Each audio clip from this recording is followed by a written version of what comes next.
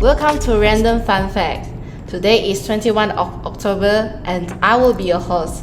Alongside me are Benjamin, Hi. Jing En, Hello. and Jiawen. Hi.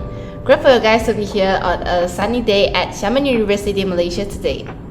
A few days ago when I was using my Facebook, I noticed a piece of news about a 17-year-old student who died due to his addiction to using computers.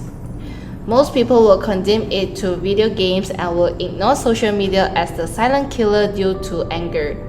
With this in mind, I do believe that social media will place us in a negative mood.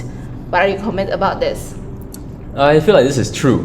But then again, it depends on what pages or communities you follow or read. For instance, if the post had a headline that's exceedingly sensitive, or that the comment section has negative remarks, it does certainly spark out some anger. For me, I totally agree with what Benjamin said just now. Certain comments of social media do make me feel angry. Every time I watch the videos on my social media, I will slide to the comment section. Some negative comments such as race, politics and religion will make me feel offended.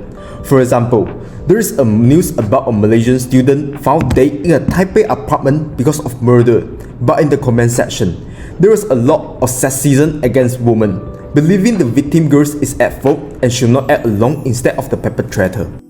As an increasing number of people are available to access what we call social media today, anyone can imagine that there is multiple yet insensitive information being conveyed visibly almost every day. However, not everyone is easily offended by the comments that they receive from these platforms because most would likely take it with a grain of salt or just see it as a so-called mere trivial stuff.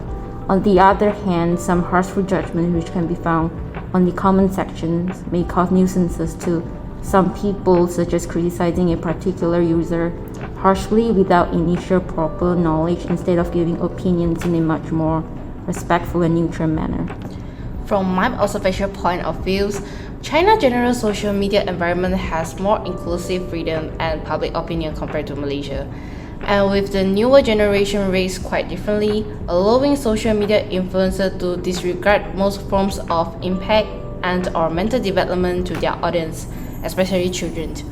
Due to this, the majority of the procrastinators and parents will be led to think that the YouTubers placing their sponsorship visible are doing this just for the views, and will inculpate and victimize them for not making their platforms family friendly. Exactly. For parenting, I'm sure everyone has their own way or version to educate their child, so technically who are we to judge? Unless it becomes into a life and death situation.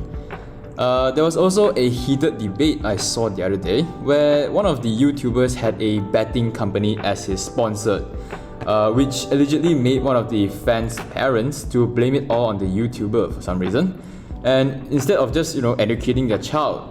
So what they fail to understand is every YouTuber needs sponsors if they deem so, and the internet is pretty much an open space or minded platform that pretty much everything can be found by just a single search away.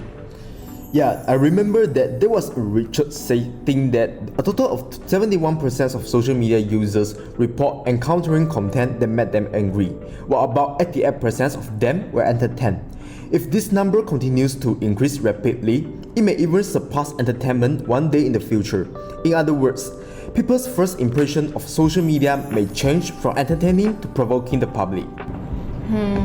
So it seems that we all have our opinions on whether social media will anger us or not, and I believe the root cause of it is the information you obtain goes against your imagination of what goods and ethical. Without proper management, it will affect the development of the minds of the new generation, which will lead to an increase in social problems. Personally speaking, the responsibility falls on the ability to think independently when facing social media, not the government, the public, or even parents. Thank you guys again for coming, and most importantly, all of you who are watching the podcast now. See you in the next episode. Wish you all have a pleasant day. Bye!